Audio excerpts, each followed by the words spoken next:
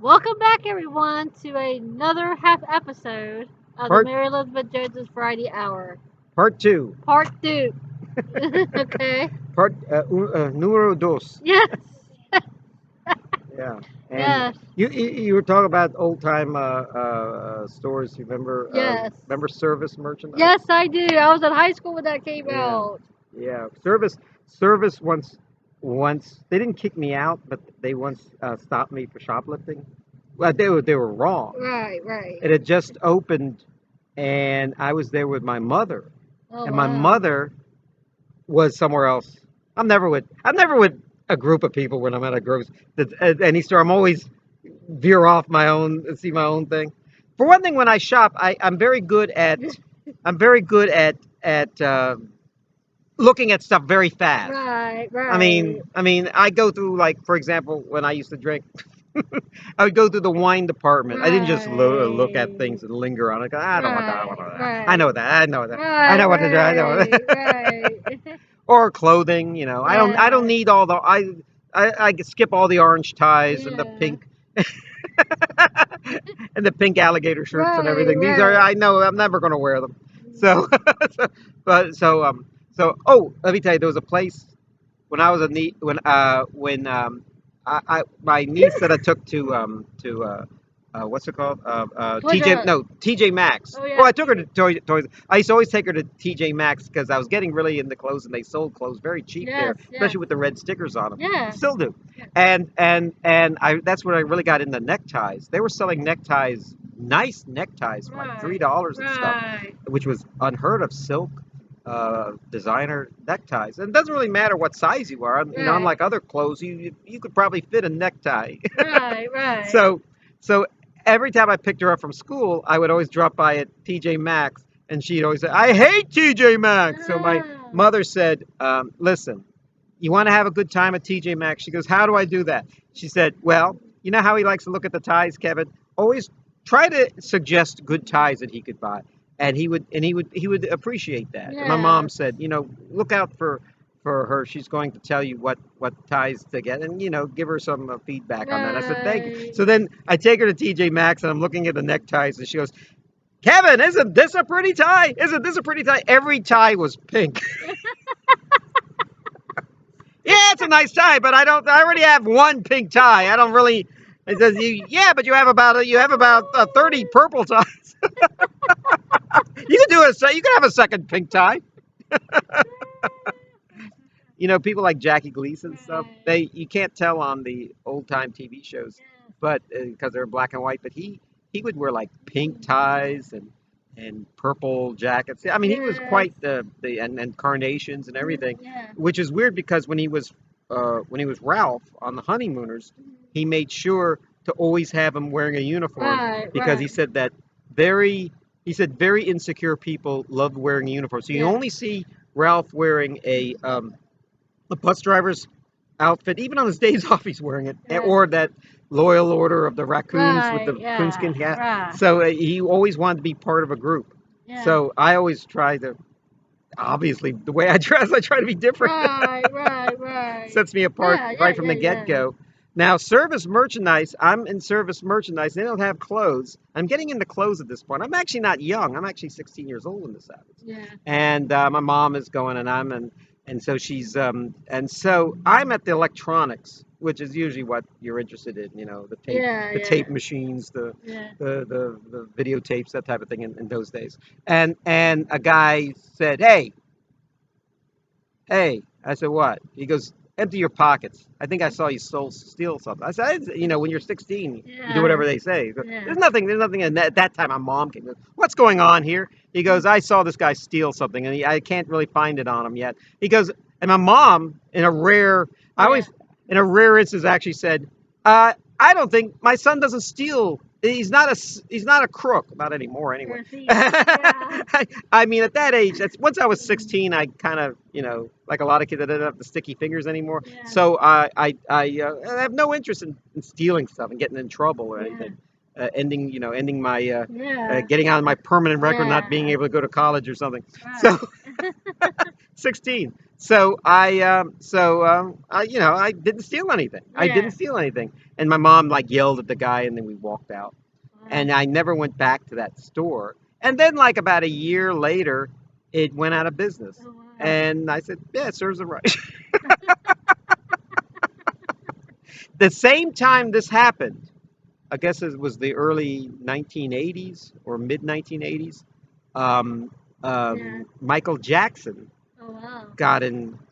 The same thing happened to Michael Jackson in a jewelry store. They thought Oh, he was some wow. skulker hanging around. He didn't look like Michael Jackson. He was kind of like, but he was looking. He was actually looking for something to buy, but he didn't. They Yeah. think when you go in there, you want to buy something right away. I said, Yeah. no, I look.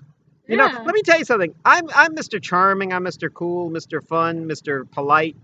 And yet, if you ask people who work in stores, oh, if I was ever famous, I ran into that guy, that Kaye Lazar from that wonderful Pretty Girls TV show, and he's not as nice as he seems on TV. Because why? Because I showed him all these clothes, and he seemed not interested in them. He just kind of walked by them. I said, yeah, that would probably Yeah.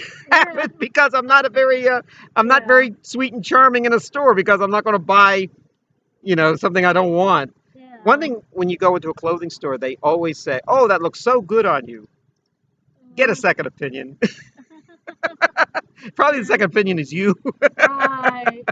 So anyway, so I would so that's my story about um, I'm very lucky. I that was about the only time I ever had any real trouble in a store, and it didn't really amount to anything. Yeah. I Yeah. know kids that were always getting arrested for shoplifting and having to and going through the codes and everything, and like Winona Ryder and stuff, and Yeah. getting in a lot of trouble. I was never. I For one thing, it's not that I wasn't a crooked. It was that I didn't want to get in any trouble. It wasn't Right. worth I it. know. I Do you know. I know that know. almost all shoplifters have enough money to buy what they want?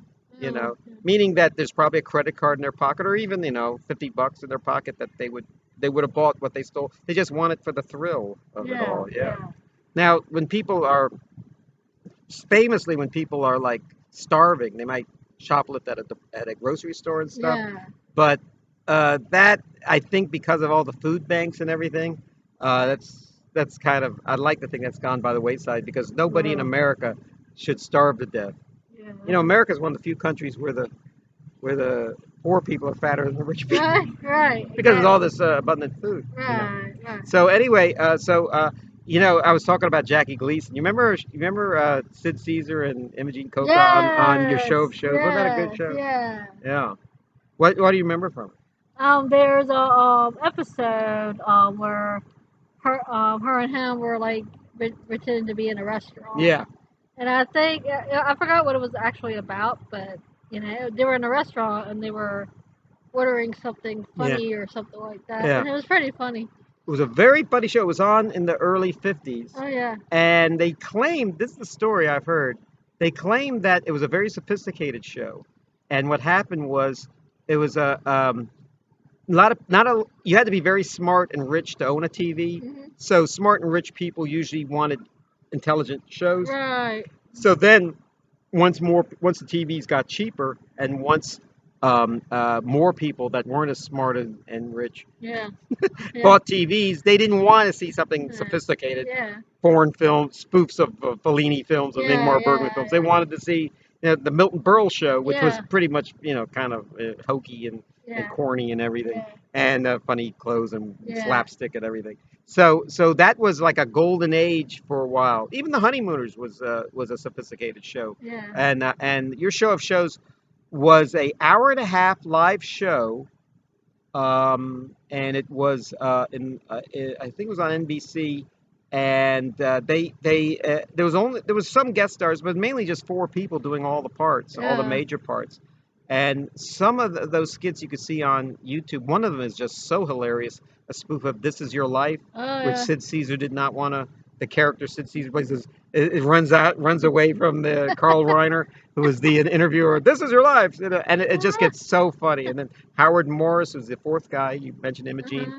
Imogene always played the woman, Yeah. and there was three men, Yeah. and Howard Morris, of course, used to be on Right. the Andy Griffith Show. He played Ernest T. Right. Okay. and that guy was so funny.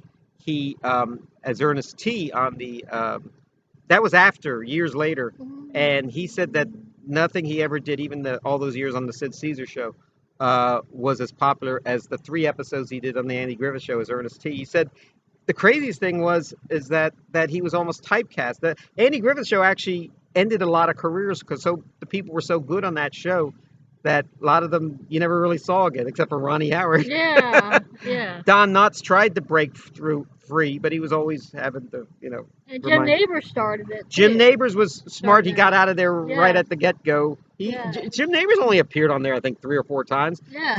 But you because of reruns, you think he was on there all the time. Right, I know. In fact, I didn't know about Jim Neighbors. The guy who played his cousin on there, Goober. Yeah. They introduced Goober as a replacement for Jim Neighbors, but you got the idea that they were always together on the show. But I think there's only 1 or 2 episodes where they're together, and then basically just introduced Goober. He was basically another version of Gomer, and that your show of shows was I spoke to a guy who used to be on Saturday Night Live, and he was Saturday Night Live is kind of based on the model for that show, and they do it completely wrong. Harry Shearer, he does the voices on The Simpsons, like Mr. Burns and Smithers, and he came over here, and I spoke to him, and he told me he hated his time on Saturday Night Live. They said this is going to be just like your show of shows, and Saturday Night Live is a good show, but evidently it's kind of a grind for a lot of the people who've been on it, and didn't really do so well on it. Not everyone's Chevy Chase and Will Ferrell. So what happened was Harry Shearer told me that your show of shows. This is what your show of shows was like. They had the greatest writers ever. They had Neil Simon and Woody Allen and Mel Brooks, of course, and lots of other people, and of course Sid Caesar and Howard Morris and Carl Reiner and Imogene Coca to act. So what would they do was they would crank out a bunch of skits to fit an hour and a half, and they would memorize their lines, no cue cards. They'd go on stage, they'd rehearse it till it was coming out of their ears, and then they would perform it live, and it would be a big hit. Now Saturday Night Live, on the other hand, they write all these skits. They tell the people on there, don't memorize the lines. We may not use this show. We're writing it almost up until 11:30 on Saturday night. And what happens is they put everything that they're going to use on cue cards. And so you don't ever have to memorize any lines on Saturday Night Live. You just look wherever you turn, there's a cue cards to right. Some people you just see, remember, and there's no mess up. There's very little improvisation on Saturday Night Live. The Lorne Michaels doesn't want it. So he said that was according to Harry Shearer, that's what when he was on Saturday Night should have been like the Sid Caesar show. And some of it is just so funny.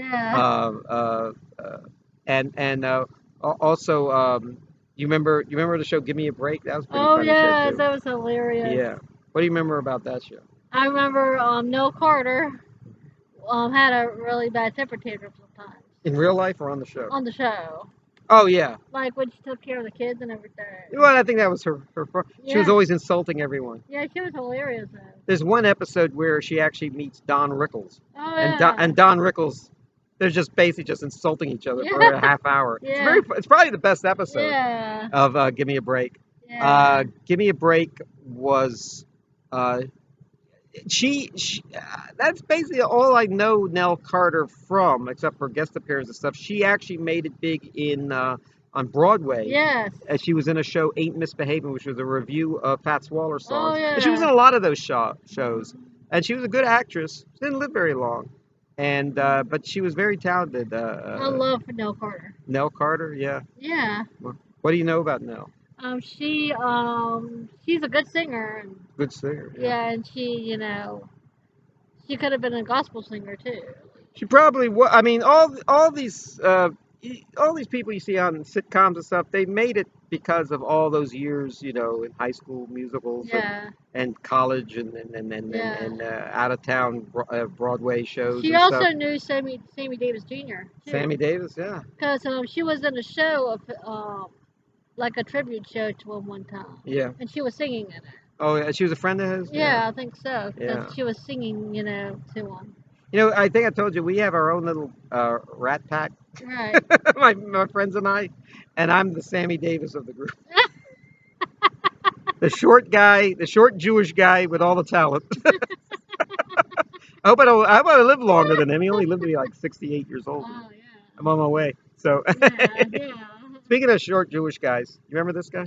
Yes, Elliott Yamin. Yeah, Elliott Yamin. He was a American Idol contestant from Richmond, He Virginia. did quite well, yeah. Yes, and he won. So He didn't win, but it doesn't really matter who wins on American Idol because all that really matters right. is that they have a good career after. And Right. for like a lot of singers, he had a pretty good career for a while. He's Yeah. still singing, Yeah. and I used to joke until he came along, I was the most famous Jewish guy from Richmond, Virginia, Yeah. and now I'm the second most famous. Yeah.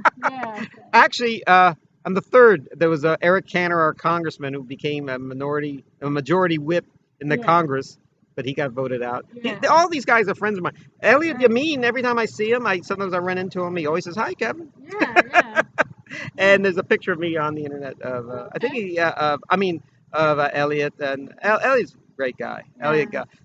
Very sad about Elliott. I think after he got some sort of fame, he his mother died, Oh yeah.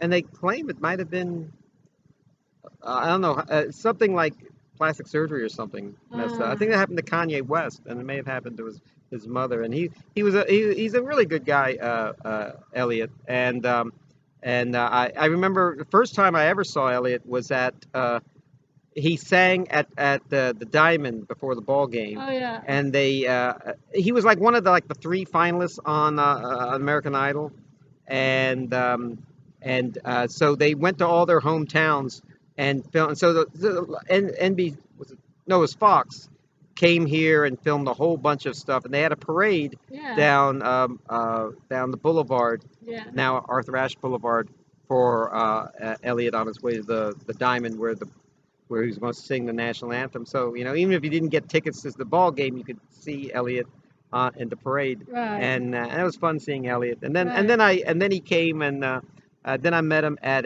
one of those department stores we're talking about, yeah. Belk or one of those, Yeah.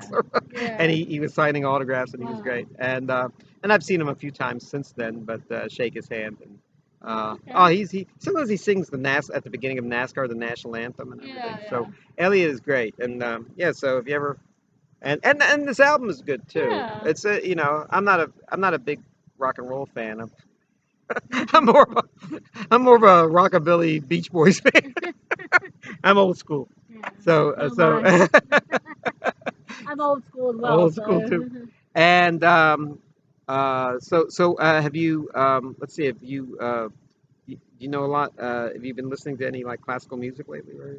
Yes, I've been listening to Beethoven and Tchaikovsky and Tchaikovsky? yeah. The Nutcracker Suite? Yes. Yeah. Yeah, he was probably the best. And some other ones. Yeah. There's a lot of other ones that I like.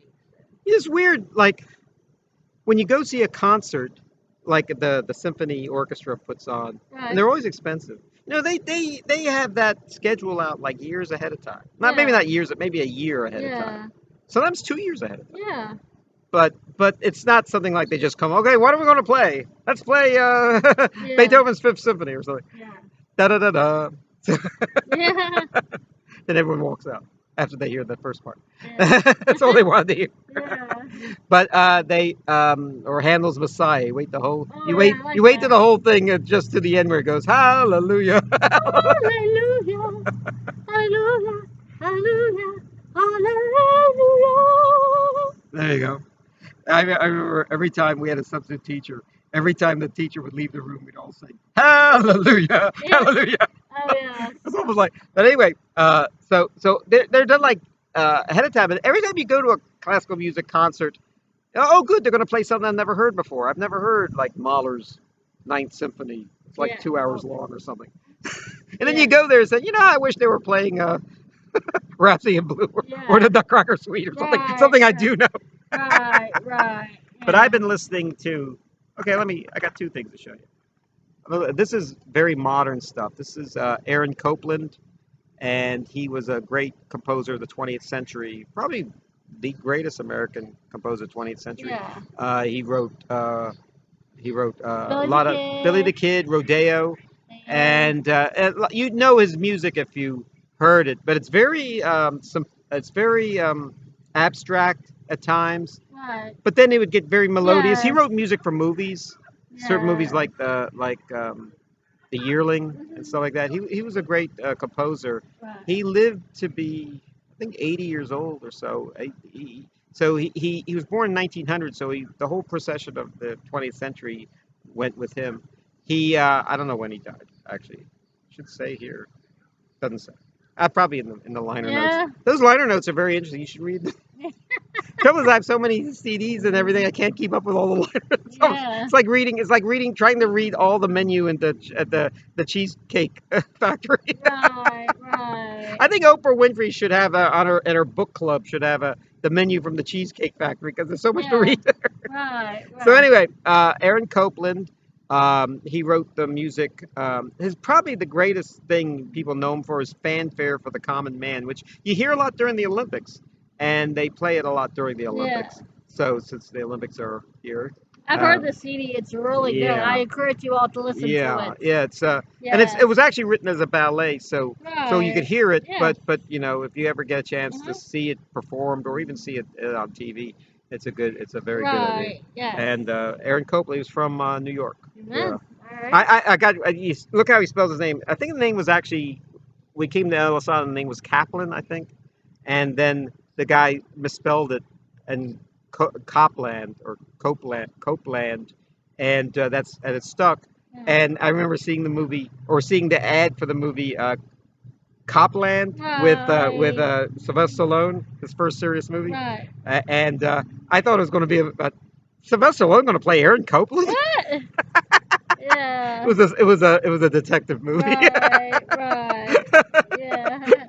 Copland. Yeah. The other one, and this guy is probably one of my favorite composers. His name is Edvard Grieg, Yeah. and he wrote music in Norway, and he's probably Norway's greatest export was the music of Grieg. Grieg Right. wrote the music for an opera based on Peer Gynt by Henrik Ibsen, who is also a great playwright wrote a lot of great stuff from Norway. So when you think of Right. Norway, the culture of Norway, first comes Right. Henrik Ibsen, Uh-huh. and then comes Grieg. Right. Grieg's most famous work was, I think this is on here, is the Piano Concerto, which you hear all the time. It goes dun da da dun da da da da da Yes. da da Yes. da dun da dun I dun was telling you dun about dun dun. that Yeah, recently about yeah, when I first got a laptop many years ago. yeah.